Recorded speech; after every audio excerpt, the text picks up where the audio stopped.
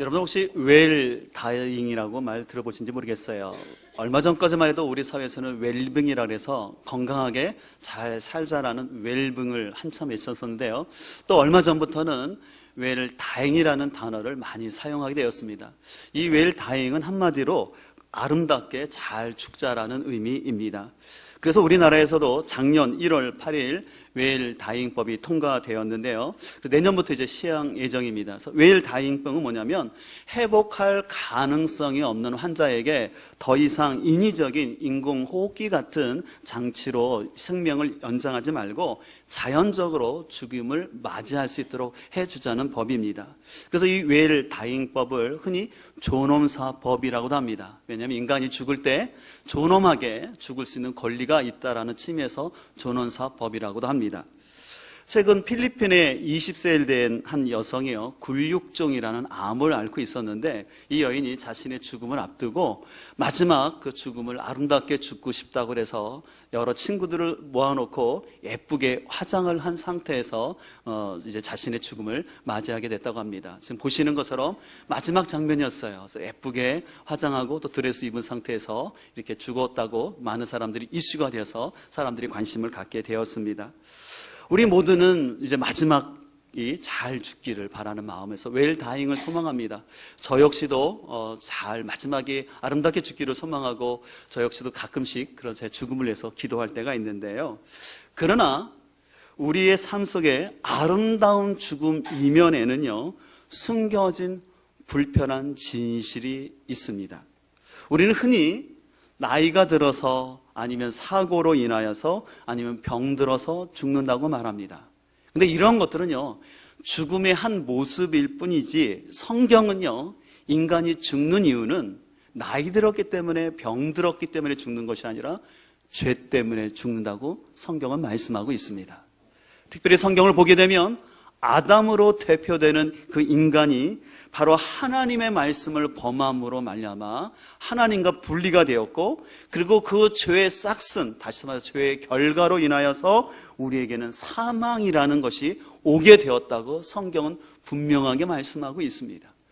그래서 에베소서 2장 5절 8절을 보면 허물과 죄로 죽었다라고 말하고 있습니다. 또한 에스겔서 18장 3절과 4절의 말씀을 보게 되면 아비의 죄 때문에 죽는 것이 아니라 각자의 죄로 말미암아 죽는다라고 말하고 있습니다. 간혹 어떤 사람들은 아까 말했던 아담의 그 선악과 사건을 말하면서 목사님, 제가 선악과 먹은 게 아닌데 아담의 범죄가 왜 저희한테 전가됩니까? 라고 인정할 수 없다라고 얘기합니다. 그러나 아담은 인간을 대표하는 한 사람으로서 우리 인간들, 우리 각자가 죄로 인하여서 죽을 수밖에 없는, 어떻게 보면 죽었던 존재라고 성경은 말씀하고 있습니다. 그렇기 때문에 죄를 범한 인간에게 아름다운 죽음이라는 것은 불가능한 전제입니다. 잘 기억하셔야 돼요. 죄를 범한 인간에게 있어서 아름다운 죽음이라는 것은 굉장히 가능하지 않는다라는 것입니다. 왜냐하면 진정한 아름다운 죽음이 되기 위해서는 죽음 이후에 있는 심판을 통과해야지만 그 죽음이 진정한 아름다운 죽음이 될 수 있습니다. 어떤 사람들은 죽으면 다 끝난다라고 생각을 하고 스스로 자기의 목숨을 끊는 사람이 있습니다. 또 아니면 어려운 환경 가운데 이판사판이라는 그런 막 말을 쓰면서 다 함께 죽자라고 막 이렇게 덤벼드는 사람들도 있습니다. 또 어떤 사람은 이 죽음이라는 불편한 진실 앞에서 영혼 멸절설을 주장하면서 사람은 죽으면 육체뿐만 아니라 영혼도 다 멸절하고 아무것도 남지 않는다라고 얘기하는 사람들이 있습니다. 그러나 성경은 여러분들에게 불편하게 들릴지 모르지만 분명하게 말씀하고 있습니다. 모든 사람이 죄를 범하였음에 하나님의 영광에 이르지 못하였고 죄의 싹은 사망이라고 말씀하고 있습니다. 그리고 그 죽음으로 다 끝나는 것이 아니라 모든 인간은 죽은 다음에 하나님의 심판을 받을 것이라고 성경은 말씀하고 있습니다. 그러나 성경은 우리에게 죽음과 심판만을 말하는 것이 아니라 또 한 가지 우리에게 기쁨의 소식을 말해주고 있습니다. 그것이 바로 오늘 본문 28절입니다. 28절을 보면 이와 같이 그리스도도 많은 사람의 죄를 담당하시려고 단번에 들이신 바 되셨고 구원에 이르게 하기 위하여 죄와 상관없이 자기를 바라는 자들에게 두 번째 나타내시리라. 아멘.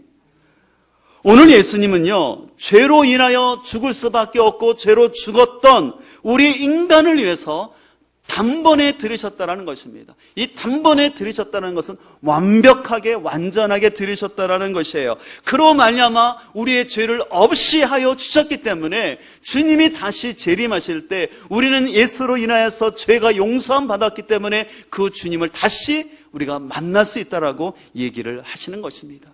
다시 말해서 주님이 오실 때 우리의 구원이 완전하게 이루어진다고 말씀하는 것입니다.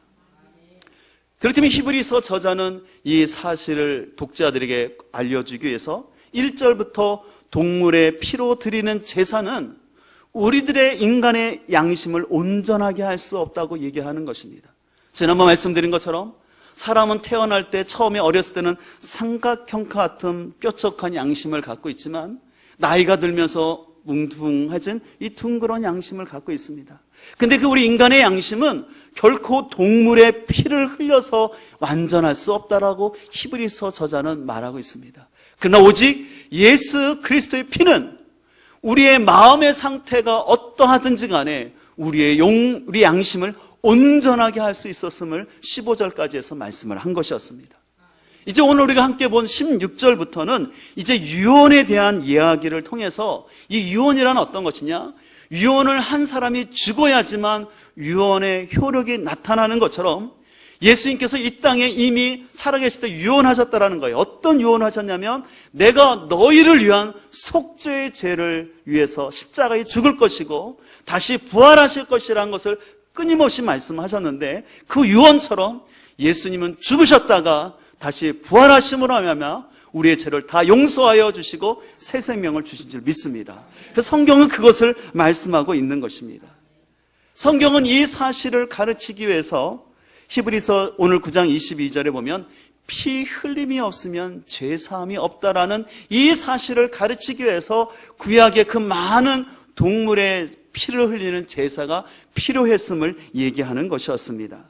그렇지만 오늘 히브리서 저자는 구약의 여러분들이 지금도 지키고 있는 그런 동물의 피를 흘리는 그 당시 독자들이 동물의 피를 흘리는 그 제사들은 첫 언약이었다라는 거예요. 이 첫 언약이라는 것은 다른 말로 말해서 옛 언약으로서 예수 그리스도의 피 흘림을 예표하는 한 가지의 사건이었다라고 얘기를 하는 것이었습니다.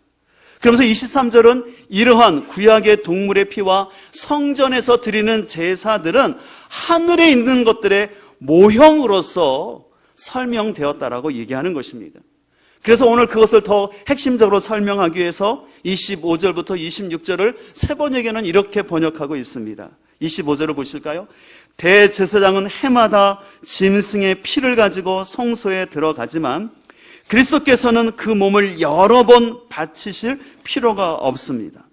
그리스도께서 그 몸을 여러 번 바치셔야 하였다면 그는 창세 이래로 여러 번 고난을 받아야 하셨을 것입니다.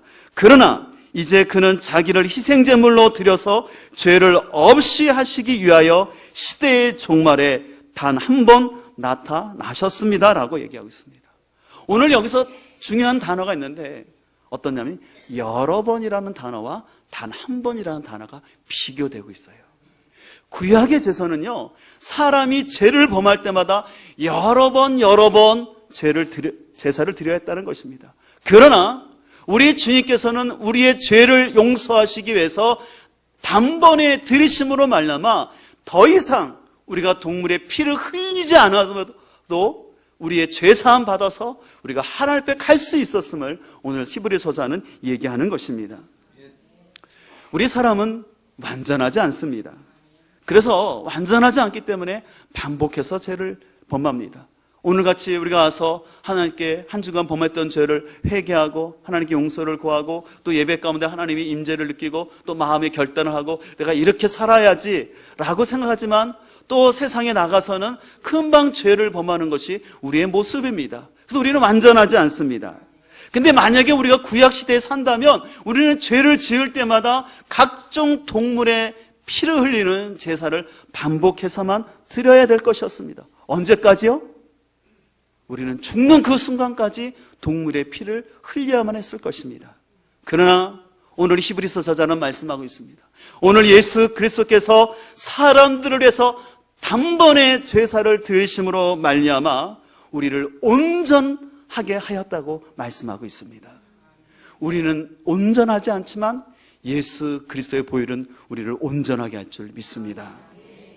그렇기 때문에 이 온전은 과거, 현재, 미래뿐만 아니라 우리가 범하는 그 죄에 대해서 그 가운데 우리를 온전하게 하여 줄 줄 믿습니다. 근데 여기서 한 가지 중요한 것은 이러한 온전한 구원과 이 은혜는 명목상의 그리스도인들에게 나타나는 것이 아니라 진정한 그리스도인으로서 주님이 오실 때까지 그 주님을 기다리면서 믿음 가운데 살아가고 있는, 그리고 주님이 다시 올 것을 소망하는 자에게 이러한 은혜가 임할 것을 말씀하시는 것입니다. 그런 의미에서 여러분들, 우리는 이미 예수 그리스도의 보혈의 피로 구원받은 줄 믿습니다. 그러나 아직 우리의 구원은 완성되지 않았기 때문에, 주님이 오실 때 우리의 구원은 완벽하게 완성되기 때문에 그 주님 오실 때까지 제사함 받은 우리들은 끝까지 주님을 붙잡고 믿음 가운데 가야 할 줄 믿습니다. 그렇기 때문에 시편 기자는 116편 15절에서 이렇게 말하고 있습니다. 그의 경건한 자들의 죽음은 여호와께서 보시기에 귀중한 것이다라는 것이에요. 어떤 사람들의 죽음이 귀하다는 것입니까? 경건한 자들이라고 말하고 있어요. 자막을 보여주시면 좋겠는데요. 여기서 경건한 자들이란 어떤 자들입니까? 이것은 단순히 도덕적으로 윤리적으로 경건한 차원을 넘어서 사람들의 조롱과 환경의 열악함에도 불구하고 끝까지 하나님을 신뢰하는 사람을 경건하다고 말하는 것입니다. 여러분 나중에 한번 이 시편 116편을 보세요. 오늘 그 시인이 얼마나 어려운 가운데인지 모릅니다. 사람들은 조롱합니다. 그러나 그 가운데도 오늘 이 시인은 끝까지 하나님을 신뢰했다라는 것이에요. 바로 그런 사람들을 향해서 경건하다라는 거예요. 그래서 그런 사람들의 죽음을 하나님께서 귀히 여기겠다라고 말씀하고 있습니다. 그런 의미에서 우리는 끝까지 예수 그리스도를 신뢰하고 믿음 가운데 주님만을 붙잡고 나아갈 수 있기를 간절히 소망합니다. 그래서 언제 우리에게 죽음이 다가온다 할지라도 불쑥 갑자기 생각지 않게 다가오는 죽음 앞에 우리가 두려워하지 아니하고 주님이 기뻐 여길 수 있는 그런 죽음의 순간을 맞이할 수 있기를 간절히 소망합니다. 여러분들 혹시 프랑스의 샤르트라는 철학자를 아시나요? 좀 관심 있으신 분들은 아시는 분이 있을 텐데요. 이분은 노벨 문학상 수상자로서 인간의 자유에 대한 깊은 관심을 갖고 있었어요. 그래서 그 사람은 인간은 자유다. 그리고 인간은 자유 그 자체다. 그리고 인간의 그 운명은 사람 손 안에 있다라고 얘기했던, 아주 굉장히 자유를 갈망했던 철학자였습니다. 또 이 사람이 많은 글로 인하여서 젊은이들이 굉장히 자유로운 삶을 동경하고 인생을 마음껏 도전하며 살고자 했습니다. 이렇게 자유를 강조했던 샤르트르가 1980년 3월 프랑스 파리의 브르세 병원에 그 폐수종으로 입원하게 되었습니다. 근데 이 사람은 한 달 동안 이 병원에 있으면서 이 병 때문에 얼마나 힘들었는지 몰라요. 그래서 이 사람은 이 질병으로 인해서 그 질병이 심하지 않음에도 불구하고 이 사람은 그냥 자기가 이 병으로 해서 죽음에 대한 두려움 가운데 병문 오는 사람을 향해서 소리를 지르고 또 자신을 돌보는 간호원들에게도 함부로 했다고 합니다. 그는 아까도 말한 것처럼 인간의 삶의 자유에 대해서 그토록 강조했지만 막상 자신 앞에 찾아온 죽음의 문턱 앞에서 공포와 두려움 속에서 심지어는 자기 아내에게 자신이 어떤 병을 앓고 있는지 묻지도 못했대요. 왜냐하면 물었다가 혹시 아내가 당신 죽을 병이에요, 그 얘기할까 봐 그 묻지를 않았다고 합니다. 현대인들에게 그토록 자유의 삶을 강조했던 사르트르였지만 막상 그는 한 달 만에 죽고 말았습니다. 그래서 그의 죽음을 쭉 지켜봤던 프랑스 언론이 그의 죽음에 대해서 이렇게 비판을 하는 길을 쓸었습니다. 사르트르는 그렇게 사람의 자유하고 죽음에서 자유를 외쳤지만 막상 그는 자신의 죽음 앞에서 두려움과 공포 속에 죽게 되었다라고 표현을 한 것이었습니다. 이 기사를 본 한 독자가 이렇게 말을 하는 것이었습니다. 샤르트르의 말로가 그렇게 비참했던 이유는 샤르트르에게는 돌아갈 고향이 없었기 때문이었습니다. 굉장히 공감 가는 투고였다고 생각합니다.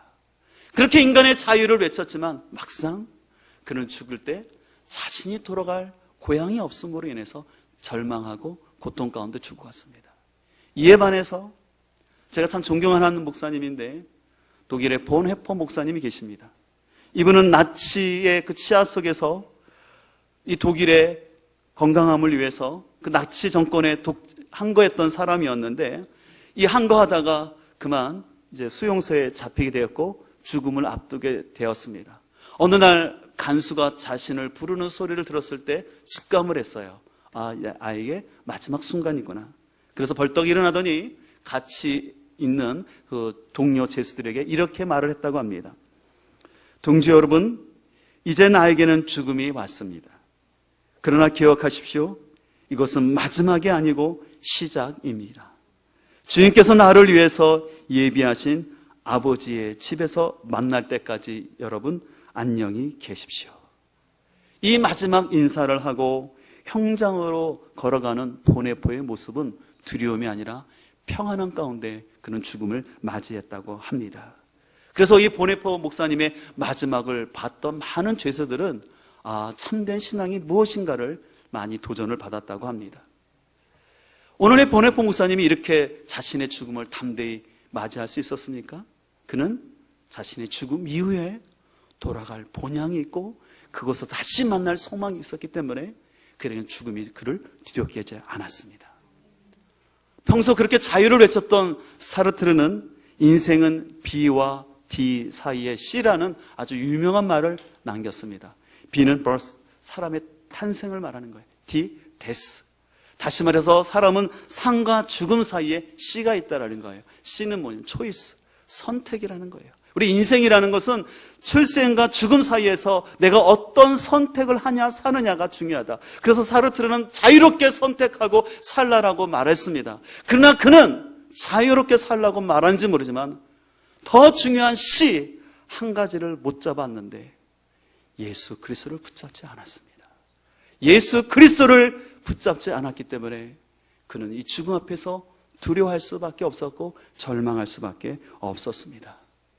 그러나 아까 말씀드렸던 보네포 목사님은 예수 그리스도를 붙잡고 있었기 때문에 편안한 삶을 포기하고 실은 그가 미국에 있을 때 많은 동료 교수들이 그의 지성을 아까워하면서 독일로 가면 당신 위험할 테니까 돌아가지 말라고 그렇게 만류했음에도 불구하고 내 조국이 히틀러에 의해서 이렇게 어려운 가운데 나만 여기서 편히 있을 수 없다라고 본국으로 돌아왔고 거기서 저항운동을 하면서 그 당시 독일 교회가 그 히틀러에게 부역하고 있을 때 그 독일 교회를 향해서 외치면서 독일 교회가 깨어남을 외치면서 고백교회 운동을 했던 것을 알 수가 있습니다.